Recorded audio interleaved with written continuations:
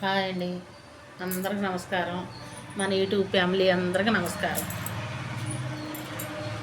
ఏది చెప్పినా ఏది చేసినా మైండ్కి ఎక్కించుకోవాలి. మనం కష్టపడి సంపాదించుకుంటున్నాం, ఆ సంపాదన మన కాడ ఉండాలిగా. తెల్లారితే బొచ్చి బాళ్ళు వేసుకోవటం అంత అవసరం ఏంటి? రూపాయి సంపాదించుకుంటున్నావు, ఇంకొకటి నడుపుకునేది ఏంటి? మనం రూపాయి సంపాదించుకున్నప్పుడు పావలా ఖర్చు పెట్టుకో, పావలా ఆడేసుకో. అంతేగాని ఇంకొకటి దగ్గరికి వెళ్ళి మనం అడిగేది ఏంది? మనకాడికి వచ్చి ఓడాడగాలి, మగోళ్ళ బతకాలి. దావని బాతున్నా కూడా మగోడు ఏం సంపాదిస్తానంటాడు, వాడు పిల్లవాడు మంచోడురా, వాళ్ళ కుటుంబం మంచిదిరా అని చెప్పుకోవాలి. కుర్రోళ్ళు వస్తున్నా కూడా మన దగ్గర రూపాయి లేదనుకో, కుర్రోళ్ళు వస్తున్నా కూడా అరే ఆ పనిమాలనుడు వస్తున్నాంట, మనకు వద్దురా, పక్కకు పోదాంట, వాడు పోయి నాకు పోదాము, లేకపోతే అడుగుతాడు డబ్బులు, లేదా మన అమ్మాలు పడి వస్తాడు అనే పేరు రాకూడదు.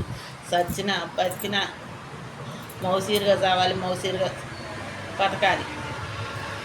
మనం కష్టపడి తెచ్చుకున్న రూపాయి మన పిల్లలు, మన తల్లులు, మన తండ్రులు మనం తినాలి. అంతేగాని ఎవరికో పెట్టుకోకూడదు. ఇచ్చుకో, ఎంతవరకు అంతవరకే. ఏ ప్రేమైనా ఏదైనా సరే గుమ్మం లోపలికి వచ్చావా, అది మన ప్రేమలు మన కథలు ఉండాలి. నువ్వు బయట ఎక్కడ ఏం చేస్తున్నావు మాకు ఏం తెలియనప్పుడు అక్కడికక్కడే వదిలేయాలి. ఇంటికి వచ్చినాక ఇంటిని చూసుకోవాలి. మన పిల్లల్ని ప్రేమించాలి, పిల్లల్ని ప్రేమించుకోవాలి.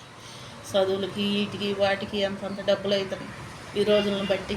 అందుకని రూపాయి సంపాదించుకొని వెనకేసుకోండి, కమ్మగా తినండి, పిల్లలు సంతోషంగా ఉండండి.